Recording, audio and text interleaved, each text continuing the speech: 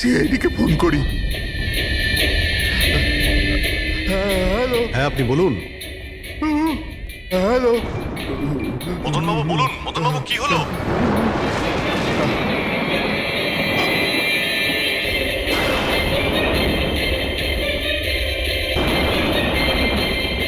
না না।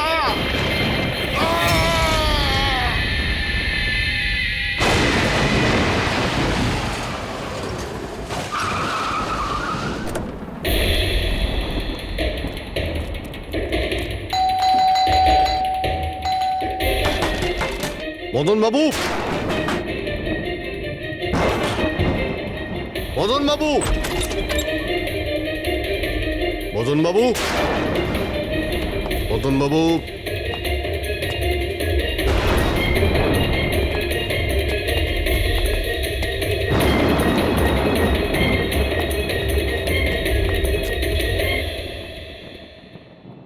দয়া,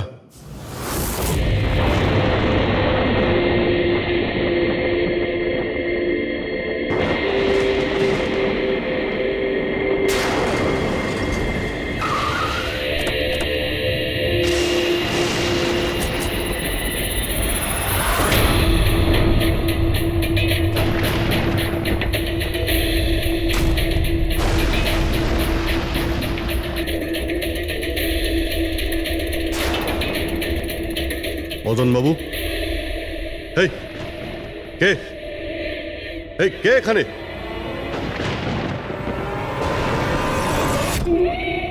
এটা কি?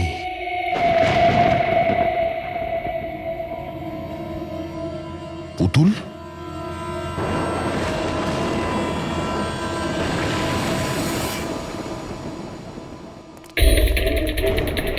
অভিজিৎ, স্যার আমরা দেরি করে ফেলেছি।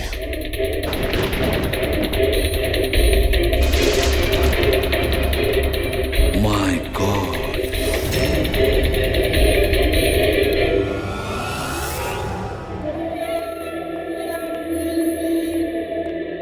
এই নিন। আস্তে আস্তে আস্তে।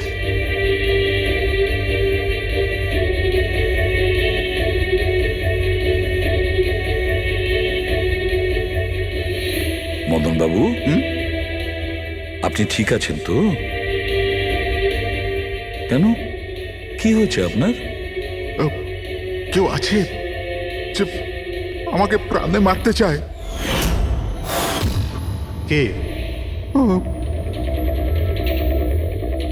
ও আমার আশেপাশেই আছে।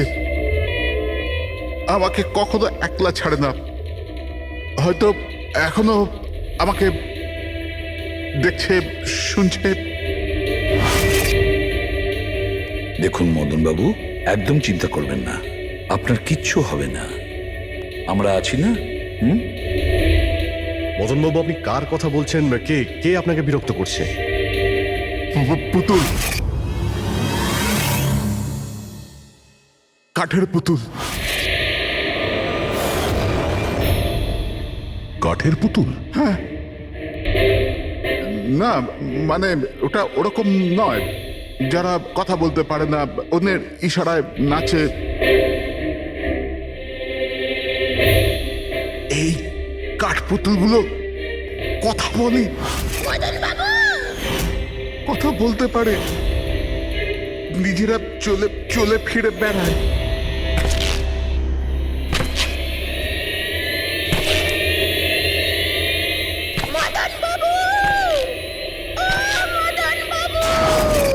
কথা বলা কাঠের পুতুল? হ্যাঁ, আমি জানতাম আপনাদের আমার কথা বিশ্বাস হবে না, কিন্তু কথাটাই এরকম যে কেউই করবে না।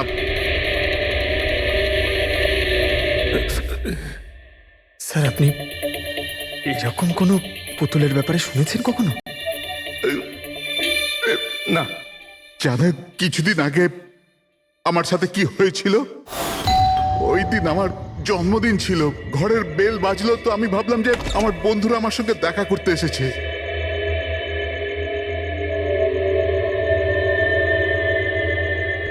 এত রাত্রে কে বেল বাজালো? অদ্ভুত তো। মদন বাবু,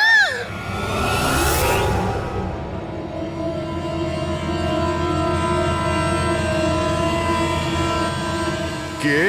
দেখতে পাচ্ছেন না আমি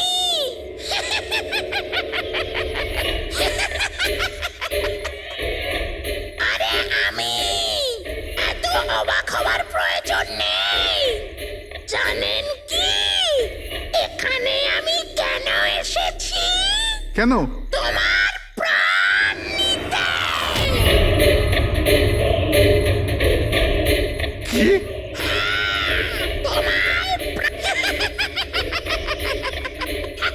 রবি, কবিতা, তাড়াতাড়ি এদিকে আসো। কি হয়েছে দাদা? কে? এ এ পুতুলটা এটা বলছে যে এ আমার প্রাণ নিয়ে নেবে। কি? হ্যাঁ দাদা, এটা একটা নির্জীব পুতুল। হ্যাঁ, ওটাই তো। তো এটা আপনার প্রাণ কি করে নেবে? দাদা তুমি আমাদের সাথে মজা করছো? হ্যাঁ, না, তোমরা কি বলছো রবি? আমি এরকম অদ্ভুত মজা কেন করব, তাও আজকের দিনে? আরে আমি নিজে শুনেছি যে ও বললো যে ও মেরে ফেলবে এক আমাকে। মিনিট, আমি দেখছি। কি? আস্তে আস্তে রবি। শান্ত হন।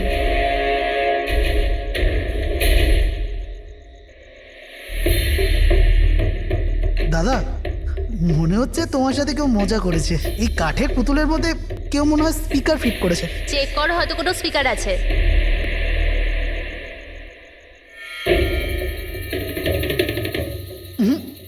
না, এখানে তো কিছু নেই। এখন কোথায় ওই পুতুলটা? কি করে থাকবে? আমি ওই সময় ওকে একদম ভেঙে চুরে জ্বালিয়ে দিয়েছি, শেষ করে দিয়েছি। হুমকি দিচ্ছিল আমাকে। ওকে আমি কিভাবে এমনি ছেড়ে দিতাম? আপনি কি সত্যিই দেখেছিলেন? হ্যাঁ, আমি মদনবাবু, এটা হতে পারে যে আপনি কোনো স্বপ্ন টপ্ন দেখেছিলেন। না, আমি দেখেছিলাম ও একলা। আমি আর একবার নয়, এরকম আমার সাথে বেশ কিছুদিন পর। আমার মনে হয় মদন বাবুকে মারার সব থেকে ভালো উপায় এই যে ওনার বুকে ছুরি ঢুকিয়ে দিয়ে। এতে তো পুরো মেঝে রক্তে খারাপ হয়ে যাবে। সবচেয়ে বেস্ট উপায় হলো মদনবাবুকে বিষ দেওয়া হোক। একটা কাজ করা যাক, কেন না ওনার গলায় টিপে দেওয়া যাক। তো আপনি বলে দিন মদনবাবু, আপনি কিভাবে আপনার মৃত্যু হওয়া পছন্দ করেন? এই, মদন বাবু কোথায় যাচ্ছেন?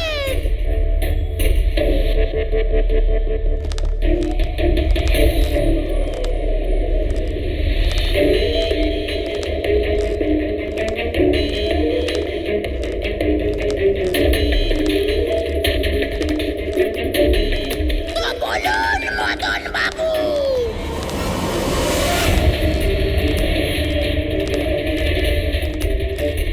কিভাবে আপনি মরতে চান? বলুন মদন বাবু।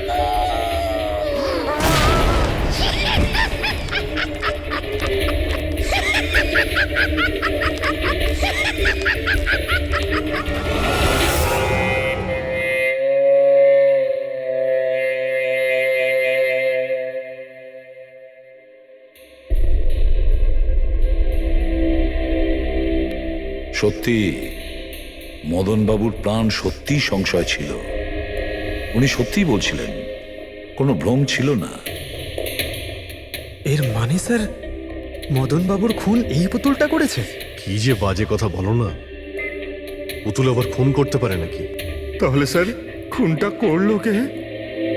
সেই ফেডরিক, যে কাঠের পুতুলের খেলাটা ভালো করে জানে। যখন আমরা এখানে এসেছিলাম তখন এই পুতুলটার হাতে এই ছুরি ছিল। সমস্ত প্রমাণ তো এর দিকেই আঙুল তুলছে। তাহলে খুন এই করেছে। দাদা, দাদা প্লিজ প্লিজ। দাদা, স্যার, এই পুতুলটা খুন করেনি। এক মিনিট, আপনারা কে? স্যার, আমি কবিতা, ওনার স্ত্রী। আর ইনি মদন দা, ওনার বড় ভাই। উনি হলো রবি। তাহলে আপনারা এতক্ষণ কোথায় ছিলেন, কি করছিলেন? স্যার আজ আমাদের ম্যারেজ অ্যানিভার্সারি, সেজন্য আমরা বাইরে ডিনার করতে গেছিলাম। আমরা মদন দাকেও বলেছিলাম সাথে যেতে, কিন্তু উনি বারণ করে দিলেন। আর এইসব আপনি বলছেন যে মদনবাবুর খুন এই পুতুল করেনি? হ্যাঁ স্যার, এই পুতুলটা খুন করেনি। আপনি কি জানেন খুনিকে? আমার পুরো বিশ্বাস ওনার খুন সাদুল করেছে। উনি উনি ওনার উপর বদলা নিতে চেয়েছিলেন। আচ্ছা, যার কথা বলছেন সে কে? কিসের প্রতিশোধ নিতে চাইছে? সাদুল একজন ভেন্টাকলিস্টার ভয়েস ওভার আর্টিস্ট ছিল। মদনদা আর রবির বড়দা অঙ্কুশদার ছোটবেলার বন্ধু। অঙ্কুশদার ছোটবেলা থেকেই সাদুলকে খুব ভালোবাসতো। যখন উনি দেখলেন সাদুল জীবনে কত ঠোকর খাচ্ছেন, তো 5 বছর আগে উনি নিজের বাড়িটা সাদুলকে দিয়ে দিলেন, যাতে উনি ওনার থিয়েটার গ্রুপ চালাতে পারেন। যদি ওরা কোনোদিন অঙ্কুশদাকে ভাড়ার টাকা দিতে পারেনি, কিন্তু অঙ্কুশদার এই নিয়ে কোনোদিনই কোনো দুশ্চিন্তা হয়নি, কারণ উনি জানতেন যে এই কলাতে অত পয়সা পাওয়া যায় না। সাদুল আর ওনার স্টুডেন্টরা অঙ্কুশদার বাড়ি থেকেই নিজেদের ভেন্ট্রালোকুইজমের প্র্যাকটিস করত। পুতুল দিয়ে কথা বলানো এই শিল্পের ঘন্টার পর ঘন্টা বসে রিহার্সাল করতো। তাহলে একটা কথা তোমরা ভালো করে বুঝে নাও, ভেন্ট্রিলোকিজম এই শিল্পটা সহজ নয়, কিন্তু এটা আবার এতটাও মুশকিল নয়। এই শিল্পটা করার যে পদ্ধতি, এটার নামেই লুকিয়ে আছে। ভেন্ট্রিলোকিজম একটা ল্যাটিন শব্দ, যাতে ভেন্টারের মানে হচ্ছে পেট আর লোকি মানে হচ্ছে বলো। তাহলে ভেন্ট্রিলোকিজমের অর্থ পেট দিয়ে বলো। যেমন, হ্যালো বরুণ, কেমন আছো? তারপর একদিন অঙ্কুশদা মারা গেলেন, আর সব কিছু বদলে গেল। কারা? আরে আরে আরে আপনারা কি করছেন? আরে কি হলো? আপনারা কে? আরে কি করছেন? কি করছেন? এরকম করছেন কেন আপনারা? আপনারা কারা? কি হয়েছে? কি সমস্যা? আরে আপনারা চাইছেনটা কি? আরে রবি, বলবান, কি হচ্ছে এখানে? কি হচ্ছে? এই যে এতদিন ধরে তোমরা বিনা পয়সার ফুটুনি মারছিলে না, আজ থেকে বন্ধ হয়ে গেল। আমি এখানে কোনো ধর্মশালা খুলে রাখিনি। কিন্তু বলবন্ত, অঙ্কুশ তো বলেছিল যে... কে অঙ্কুশ? যে মরে গেছে, যে আর বেঁচে নেই, পৃথিবীতে আর নেই। এতদিন পর্যন্ত ওর পদ্ধতিতে চলেছো, আজ থেকে আমার পদ্ধতিতে চলতে হবে। বুঝতে পেরেছো? চলো, জায়গা ফাঁকা করো। রবি, বোঝাও তোমার দাদাকে। ও কি বোঝাবে আমাকে? আমি বুঝতে পারি তো সবকিছু। আর যদি এখানে থাকতেই হয় তো ভাড়া দিতে হবে। ভাড়া? হ্যাঁ, ভাড়া। কত ভাড়া দিতে হবে আমাদের? 4 লাখ। 4 লাখ? 4 লাখ টাকা তো আমাদের কাছে নেই। নেই যখন তখন খালি করো, না হলে আমি পুলিশকে ডেকে তোমাদের সবাইকে জেলে পাঠিয়ে দেবো, আর ওখানে থাকবার জন্য কোনো ভাড়াও দিতে হবে না। বলবন্ত, আমাদের কিছুটা সময় দাও। তাড়াতাড়ি আমরা কোথায় যাব? সময় টময় কিছু পাওয়া যাবে না। অনেক দেখেছি, অনেক হয়েছে তোমাদের তামাশা। চলো স্যার চলো। এরকম করবেন না প্লিজ স্যার, প্লিজ স্যার এরকম করবেন না আর স্যার, 1 মিনিট, যতদিন না তোমরা আজ পর্যন্ত ভাড়া দিচ্ছ, এই যে তোমাদের জিনিসপত্র পড়ে আছে না, আর এগুলো কি, এই কাঠপুতুলগুলো, এগুলো সব আমার কাছে থাকবে। কিন্তু তুমি এই সমস্ত জিনিস নিয়ে নিলে আমরা ভাড়া কি করে দেব? ওসব আমি জানি না। স্যার এরকম করবেন না স্যার, আমরা আপনার সব টাকা মিটিয়ে দেবো স্যার, প্লিজ। স্যার, আপনার এগুলোকে নিষ্প্রাণ কাঠের পুতুল মনে হয়, কিন্তু আমাদের কাছে এগুলো প্রাণের সমান। ও ভাই ট্র্যাজেডি কিং, তোমার এই যে সব মেলোড্রামা আছে না, এগুলো আমার দাদা অঙ্কুশের সাথেই চলতো, আমার সাথে নয়। আর এই যে কি এ 4 লাখ টাকা রোজগার করে দেবে এই কাঠপুতুলগুলো। আরে 4 লাখ কি, 4400 টাকাও রোজগার করে দিতে পারবে না এই কাঠপুতুলগুলো। জানো কেন? কারণ এই শিল্প শেষ হয়ে গেছে, জিরো। এই যে তোমাদের গুরু আছে না সাদুল, ওরই মতো কোনো কাজের নয়, লুজার, একজন লুজারও, বুঝলে? বেরো বেরো। এই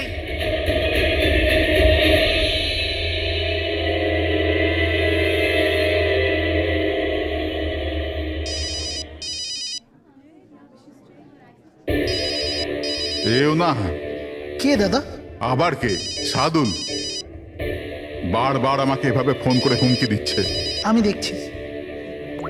হ্যালো। আমি আসছি তোকে মারতে। এবার তোর জীবন কিছুদিনের অতিথি মাত্র। হ্যালো দাদা, আমার মনে হয় আমাদের পুলিশ স্টেশনে যাওয়া উচিত। পুলিশ ডিপার্টমেন্টে আমি একজনকে চিনি, হয়তো ও আমাদের সাহায্য করতে পারে। হ্যাঁ দাদা, আমি এটুকু বিশ্বাস করতে পারিনি যে এই সাদুল এত বড় পাগল হবে। আমাদের পুলিশের কাছে যাওয়া উচিত। কোনো লাভ নেই, এই সাদুল নিজের মোবাইল থেকে ফোন করছে না, কোনো ল্যান্ডলাইন নাম্বার থেকে করছে। Landline number? আমি খোঁজ নিচ্ছি নাম্বারটা কোথাকার। কি? এটা কি বলছো তুমি? হ্যাঁ ঠিক বলছি, এই নাম্বার এই হসপিটালের মর্গ রুমের। সাদুল আমাকে হসপিটালের মর্গের রুম থেকে কেন ফোন করবে? এই নাম্বার থেকে এনাদের কাছে ফোনে হুমকি দিচ্ছে, কাল রাত আর আজ সকালেও দিয়েছে, টানা 3 দিন ধরে আসছে। কে করছে এই কল? স্যার এই ফোন দিয়ে কারোরই ফোন করবার কোনো অনুমতি নেই। আমি সারাদিন এখানেই থাকি, এই ফোন থেকে কেউ কোনো ফোন করেনি। তাহলে তুমি নিশ্চয়ই কল করেছো। স্যার আমি কেন ফোন করব? আমি তো আপনাদের চিনিও না। হ্যাঁ হতে পারে তুমি সাদুলের কথা করেছো। কি নাম বললেন আপনি? সাদুল। সাদুল?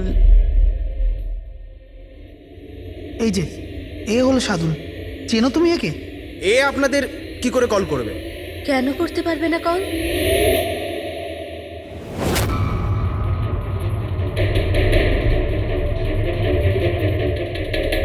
এ কিভাবে হয়ে গেল? সাদুল 3 দিন আগে ইনি মারা গেছেন, তাহলে ইনি ফোন কি করে করবেন? কিন্তু এর মৃত্যু হলো কিভাবে? ইনি ড্রিঙ্ক করেছিলেন, একটা গাড়ি এনাকে উড়িয়ে দিয়ে চলে গেছে, ওখানে ওনার মৃত্যু হয়। যদি ও এখানে মরে পড়ে আছে তো আমাকে হুমকি দিয়ে ফোন কে করছে?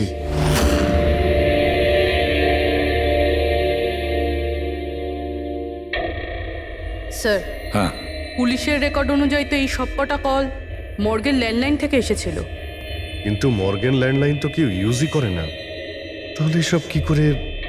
পূরবী ভালো করে চেক করো, দেখো ব্যাপারটা কি। মনে হচ্ছে ব্যাপারটা গোলমেলে।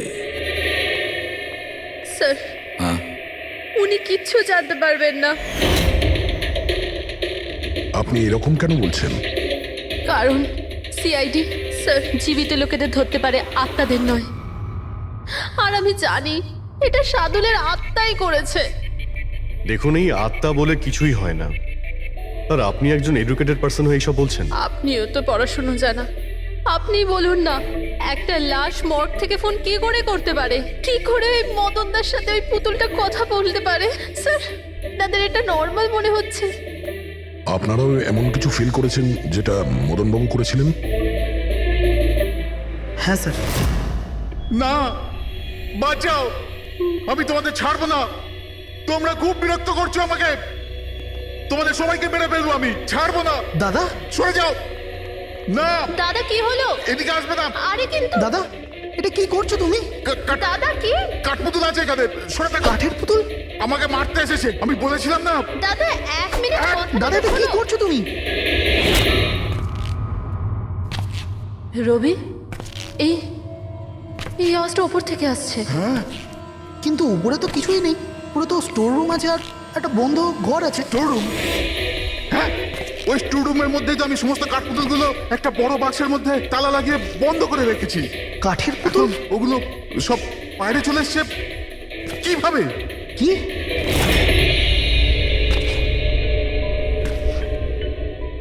দাদা তুমি তুমি ভয় পেও না, এসো উপরে এসো।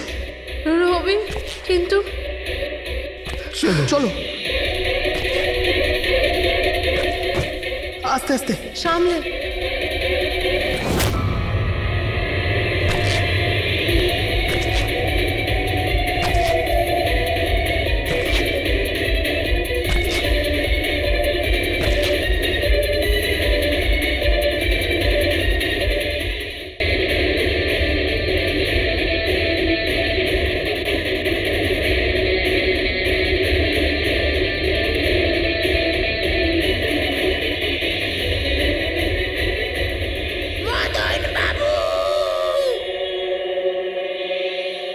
দাদা আওয়াজ এই ঘর থেকে আসছে। হ্যাঁ এসো।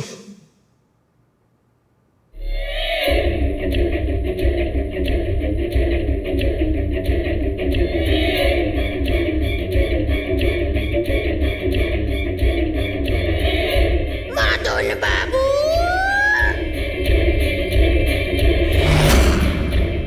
মদন বাবু, কেমন লাগলো আমার সাথে দেখা করে? ভাবলাম মারবার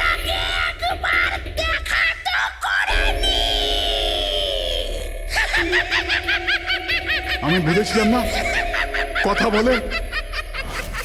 স্যার, মদন দাদা সব পুতুলগুলোকে বাক্সে বন্দি করে রেখেছিল, কিন্তু কি করে জানি না এই পুতুলগুলো কোথা কোথা থেকে বেরিয়ে আসছিল। আমরা ওই বাক্সটাও দেখতে চাই, ওই রুমটাও যেখানে ওই তোমরা কাঠের পুতুলটা দেখেছিলে, সেটা কোথায়? স্যার দুটো ঘরই উপরে স্যার। চলো দেখাও। আসুন স্যার।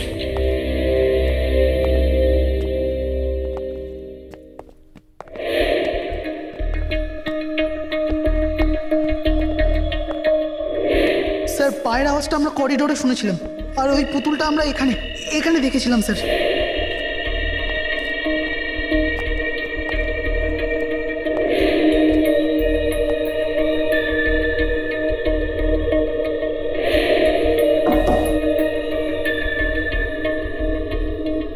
আচ্ছা এটা বলুন যে এই রুমটা এত ফাঁকা কেন? স্যার আমি ভেবেছিলাম কি এখানে ট্রেডমিল আর বাইসাইকেল রাখবো, একটু এক্সারসাইজ করব, কিন্তু সময় পাইনি।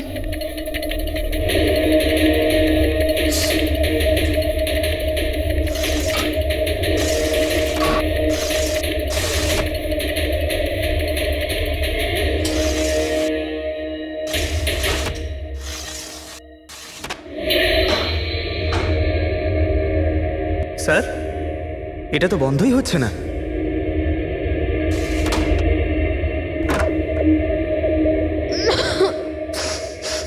আসুন স্যার। স্যার এই ওই পেটিগুলো যেখানে পুতুলগুলো বন্ধ করা আছে। একটু লাইটটা অন করবেন? হ্যাঁ।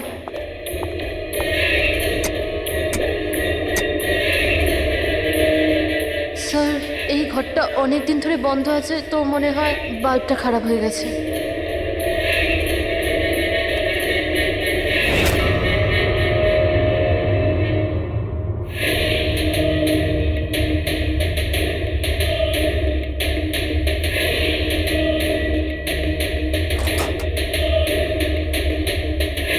স্যার প্রত্যেকটা বক্সে তালা লাগানো আছে।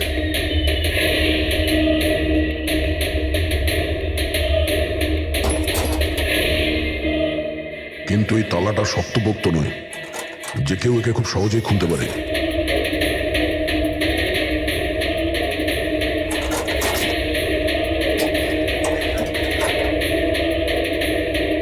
এতগুলো পুতুল,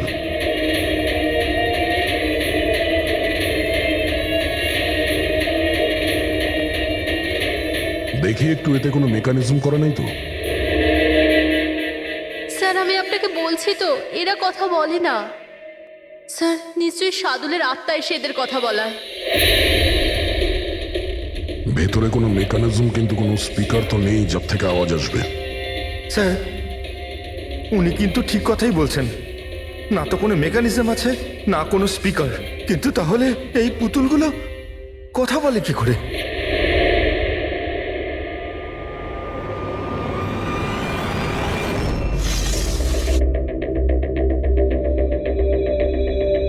লকটা কি খারাপ? লকটা খারাপ স্যার। এখান থেকে তো সহজেই কেউ ভিতরে ঢুকতে পারে, সিঁড়িও রয়েছে আর পাইপও রয়েছে, যে কেউ সহজেই ঢুকতে পারে। আর যে সহজে এই রুমে ঢুকতে পারে সে বাক্সতে বন্ধ থাকা কাঠের পুতুলগুলোকে উঠিয়ে বাইরে যে কোনো জায়গায় রাখতে পারে, যেভাবে এখানে রাখা ছিল তোমাদের ভয় দেখানোর জন্য। স্যার মানে মানে এটা কোনো আত্মা নয়। আরে ওই আত্মার কথা ছাড়ো তো, আত্মা হয়ই না। এটা সেই হতে পারে এই বাড়ির প্রত্যেকটা কোণা সে চেনে, প্রত্যেকটা কোণা। আর তাছাড়াও কাঠের পুতুলের ব্যাপারেও খুব ভালো মতো জানে। আর এরা হতে পারে সাদুলের স্টুডেন্ট। সাদুলের স্টুডেন্ট খোঁজ নিয়ে দেখতে হবে যে সাদুলের স্টুডেন্টস এই মুহূর্তে কোথায় আছে আর কি করছে। হাই, আমার নাম হলো ফ্রিডা। আমার নাম দীপেশ। আমার নাম হলো তরুণ। আর আমার নাম লোচন।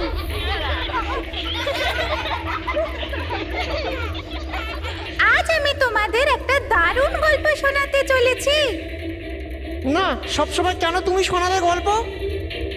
আরে তুই তো আপত্তি কিসের? ফ্রিডা, তোমার সবসময় ভালো রোল প্রয়োজন পড়ে। হ্যাঁ দীপেশ, তুমি একদম ঠিক বলেছো। পরিশ্রম আমরা করি আর ফেমাস তুমি হয়ে যাও। তোমার পুতুলও তো সেই কথাই বলছে। স্যার বুঝতে পারছি না স্যার, এটা এই পুতুলগুলো কথা বলছে কি করে? আরে পঙ্কজ, এটা একটা আর্ট, ভয়েস চেঞ্জ করার আর্ট। এটাকে বলে ভেন্ট্রিকুলিজম। একদম।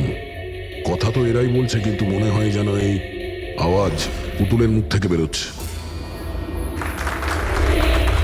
কিন্তু স্যার এরা কোথায় কথা বলছে? আপনি দেখুন না, এদের তো ঠোঁটটা পর্যন্ত বন্ধ। দেখো, আমি বলছি আমি বেস্ট। এটাই তো শিল্প পঙ্কজ, মুখ না খুলে এত পরিষ্কার কথা বলা। আওয়াজ এখানে এই পেট থেকে বেরোয়। ওই আর্টটাও এদের মতো শিল্পীরই তৈরি করা। ওই পুতুলগুলো এই আর্টের দ্বারাই মদনবাবুর সঙ্গে কথা বলে, আর ওই নিউজ রিডারও। কিন্তু স্যার এরা তো পুতুলগুলোকে হাত দিয়ে নাড়াচ্ছে স্যার। হ্যাঁ, এরকমই তো হয় পাপেট শুয়ে। কিন্তু মদন বাবু ওই পুতুলটা দেখেছিল স্যার, ওটাতে কেউ হাত দিয়ে নাড়াচ্ছিল না, আর না কথা বলছিল এভাবে। হ্যাঁ ঠিক আছে, হতে পারে কোনো মেকানিজম ফিট করেছিল ওই পুতুলে, যেটা কোনো রিমোট কন্ট্রোল দিয়ে অপারেট করা হতো। স্যার কিন্তু রবি বলছিল যে ওর ভেতর কিচ্ছু নেই, কিচ্ছু নেই। সাউন্ড মেকানিজম ছিল না, কিন্তু ওর মাথার ভেতরে কোনো মেকানিজম ছিল, যার কারণে ওর মাথা আর মুখটা নড়তো, যেটা হতে পারে রবি দেখেনি। এইরকম পুতুল তৈরি করা শার্দুল বা ওর কোনো স্টুডেন্টেরই কাজ হতে পারে। যে মদনবাবুর বাড়ির কোনা কোনা চেনে, এরা জানতে পারে ওই জানলার ব্যাপারে, যার লকটা ভাঙা ছিল। বাড়িতে ঢুকে প্রত্যেক জায়গায় পুতুল বসানো আর ওদের দিয়ে কথা বলা তো এদের বাঁ হাতের কাজ। কিন্তু স্যার মর্গ থেকে এরা কল কি করে করলো? স্যার, হ্যাঁ, স্যার স্যার জানতে পেরে গেছি যে মর্গ রুমের ফোনগুলো কিভাবে আসছে। কিভাবে? স্যার এর জন্য স্কুফিং সফটওয়্যার ব্যবহার করা হয়েছে। স্কুফিং সফটওয়্যার? সেটা আবার কি? স্যার এক্ষুনি বলছি।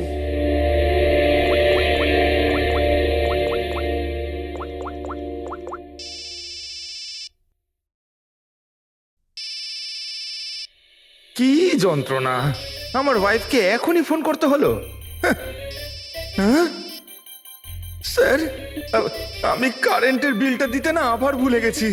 মনে হয় লাইনটা কেটে দিয়ে গেছে। আমাকে বকবে বলেই ফোনটা করেছে। ফোনটা তোলা ঠিক হবে? ধরো, যাও তাড়াতাড়ি কথা বলে নাও।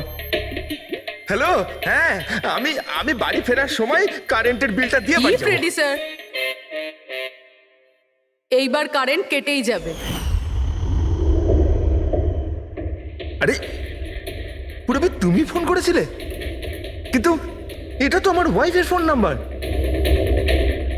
পুরবি, এটা করলে কি করে? স্যার এটাই তো এই সফটওয়্যারের বিশেষত্ব।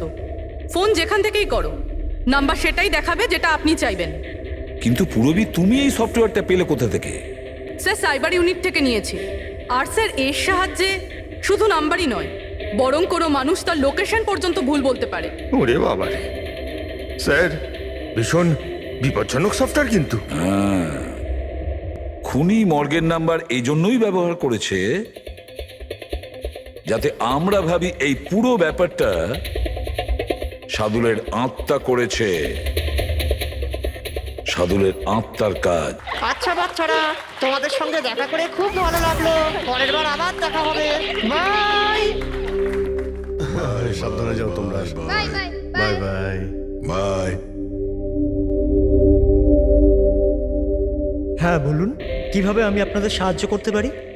হ্যাঁ, তোমরা সাহায্য না করলে আর কে করবে? আসলে আমরা এটাই জানতে চাই যে মদনবাবুকে ভয় দেখানোর প্ল্যান তোমাদের মধ্যে কে করেছিল? আমরা ঠিক বুঝলাম না। আচ্ছা, তোমরা কিছু বুঝতে পারলে না? হ্যাঁ, না স্যার, আমি বুঝতে পারলাম না। আমি নির্দোষ।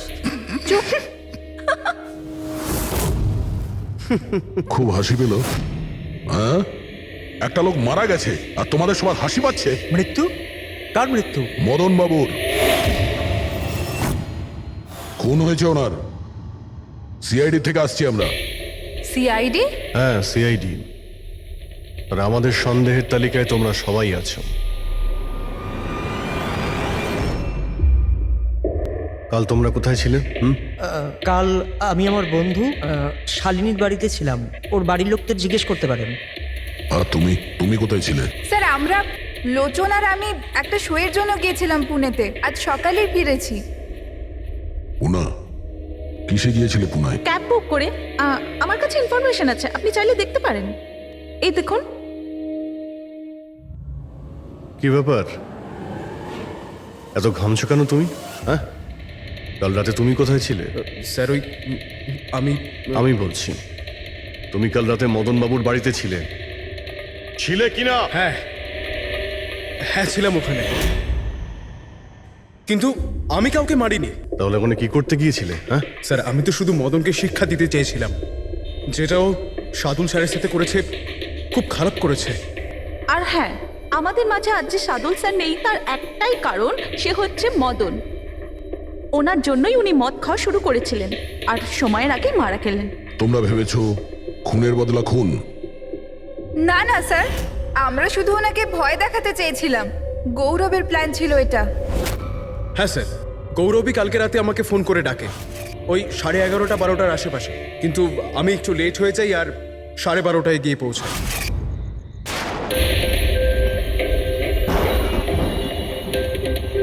আজ তো এমনিতেই অনেক লেট হয়ে গেছি, মেরেই ফেলবে গৌরব আমাকে। চলে গেছে হয়তো ভিতরে, এবার ওকে ইশারা কি করে করবো?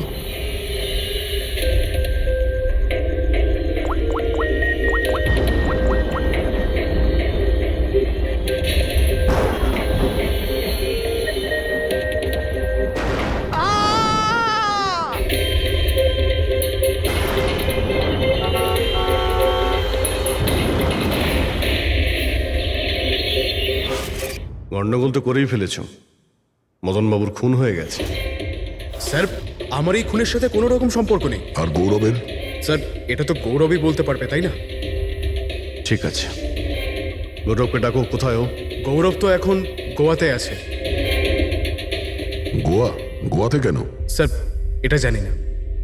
ওকে কিন্তু বাঁচানোর চেষ্টা করবে না, নাহলে তুমি ফেসে যাবে, বুঝেছো? না স্যার, এরকম ব্যাপার নয়। কালকে রাতে যখন ওকে আমি ফোন করি তখন ওর ফোন বন্ধ ছিল। আজকে সকালে মেসেজ আসে আমার কাছে। মেসেজ দেখাও তো। স্যার কাল রাত্রে যেটা হয়েছিল সেটা হওয়ার কথা নয়। আমি গোয়া পৌঁছে গেছি কিছুদিন গা ঢাকা দেওয়ার জন্য।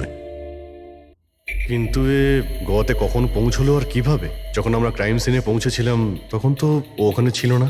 হ্যাঁ, যদি আমরা এটাও ভেবে নিই যে যখন আমরা ওখানে পৌঁছলাম তার ঠিক আগে ও ওখান থেকে বেরিয়ে গেছে, তাহলে ও গোয়া কি করে পৌঁছবে? খুন হয়েছিল রাত 1টার সময় আর তারপরে আমরা ওখানে পৌঁছেছি। ফ্লাইট নেই গোয়া যাওয়ার জন্য। স্যার হতে পারে ফ্লাইটে না গিয়ে বাসে বা গাড়ি করে গেছে হয়তো। না পঙ্কজ, ড্রাইভ করে গোয়া পৌঁছতে মিনিমাম 12 ঘন্টা লাগে, আর এই মেসেজটা এসছে সকাল 9টার সময়। মানে গোয়া পৌঁছানোর আগেই ও মেসেজ করে দিয়েছে যে ও গোয়া পৌঁছে গেছে। পঙ্কজ, খোঁজ নিয়ে দেখো যে গৌরবের ফোনের লাস্ট লোকেশন কোথায় দেখাচ্ছে। তুমি গৌরবের নাম্বারটা দাও। আচ্ছা ঠিক আছে, থ্যাংক ইউ স্যার। স্যার গৌরবের শেষ লোকেশন ছিল ওই মদনবাবুর বাড়ি, আর কাল রাত 11:30টার সময় ওর মোবাইল বন্ধ হয়েছে। 11:30? Hello, thank you sir. Gaurav নামের কোনো ব্যক্তি গোয়ার কোনো ফ্লাইটেই ছিল না, না আজকে সকালে না কাল রাতে। আর তাছাড়া স্যার একে কোনো এয়ারপোর্টে সিসিটিভি ফুটেজেই দেখা যায়নি। মানে আমাদের সন্দেহ একদম ঠিক, গৌরব এখানেই আছে। তাহলে ও বা অন্য কেউ ওর ফোন থেকে এই মেসেজটা পাঠিয়েছে যে ও গোয়া চলে গেছে। কিন্তু স্যার কেউ এরকমটা করবে কেন? সেটা তো আমি জানি না ফ্রেডি, কিন্তু একটা কথা আমি বুঝতে পারছি না, গৌরব তো চাইলে যে কোনো সময় মদনবাবুকে মারতে পারতো। এসব নাটক করার কি প্রয়োজন ছিল? আর ওরার 4 জন এই কাঠপুতুলের খেলাটাই বা কেন খেলছিল? আর ও যদি মদনবাবুকে মেরেই থাকে তাহলে ওর 4 জন বন্ধুকে কেনই বা বললো না? সন্দেহটা আমার এইখানে। এর একটাই কারণ বস, হতে পারে গৌরবকে তাড়াহুড়োতে মদনবাবুকে মারতে হচ্ছে যখন ও ধরা পড়ে যায়, আর না হলে খুনি গৌরব না অন্য কেউ। স্যার খুনি যদি অন্য কেউ হবে তাহলে গৌরব কোথায়? হতে পারে খুনি গৌরবকে মেরে গায়েব করে দিয়েছে, আর আমাদের সামনে এমন প্রমাণ ফেলে দিয়েছে যে আমাদের মনে হয় যে ও পালিয়ে বেড়াচ্ছে, গোয়াতে আছে ও। এই লোকটা ভাঙা রয়েছে। এই জানলা দিয়ে গৌরব আর ওর বন্ধুরা ভিতরে আসতো আর মদনবাবুকে ভয় দেখাতো। আর এই গৌরব কাল রাতে এখানে এসেছিল, তারপর থেকেই গায়েব হয়ে গেছে। তাহলে হতে পারে ওর সঙ্গে যা হয়েছে এখানেই হয়েছে। কিন্তু ওর সাথে যদি এখানে কিছু হয়ে থাকে তাহলে কিছু না কিছু তো ট্রেসেস পাওয়া উচিত। তাহলে একবার টেস্ট করে দেখা যাক। রবি, স্যার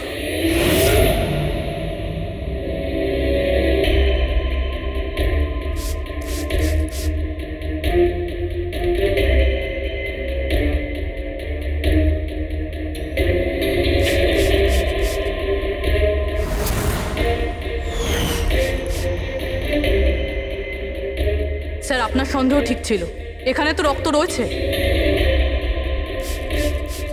ও যখন এই দরজা দিয়ে বাইরে বের হয়েছিল তখনই ওর ওপরে কেউ আক্রমণ করে। স্যার এদিকে তো কোনো চিহ্নই নেই। ওদিকটা দেখো। এই যে স্যার, ওখানেও দেখো।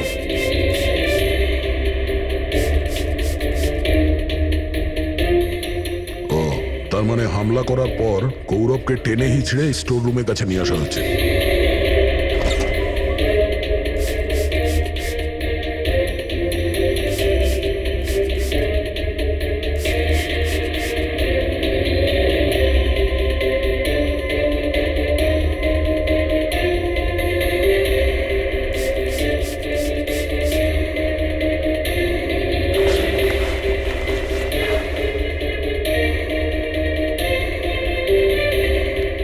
রক্তের দাগ তো এতটা অবধি রয়েছে, তার মানে গৌরবকে এখানেই।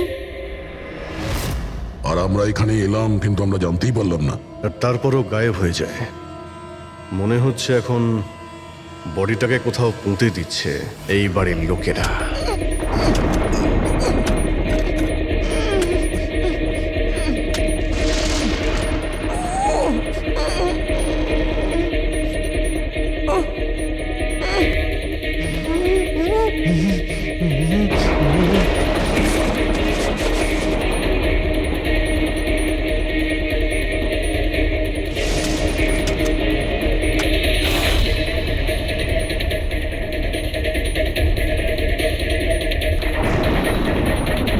সিআইডি?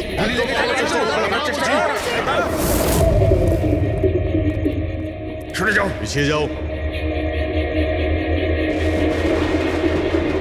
স্যার, হ্যাঁ, জীবিত আছে। তাড়াতাড়ি হসপিটালে নিয়ে যাও। তোমরা কবর দিতে চাইছিল ওকে? হ্যাঁ, কিন্তু আপনি কি করে জানলেন আমরা এখানে? আজকাল মোবাইলের মাধ্যমে আমরা অপরাধীকে ধরে ফেলি।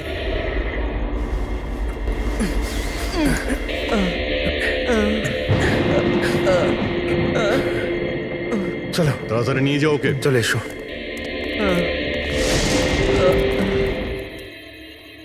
ওই স্বার্থপর আর লোভী মানুষটার মরে যাওয়াই ঠিক ছিল।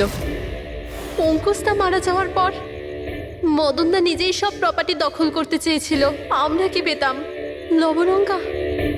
আমরা এই প্ল্যানটা তখন বানালাম যখন বাড়িতে ওই কাঠপুতুলের ঘটনাগুলো ঘটছিল। আমরা জানতাম স্যার কোনো আত্মা টাত্মার চক্কর নয়। এই জন্যই আমরা এক রাত জাগলাম যাতে এই পুতুলটার রহস্যের পর্দা খুলতে পারি। আর তারপরে তোমরা গৌরবকে ধরে ফেলো। হ্যাঁ,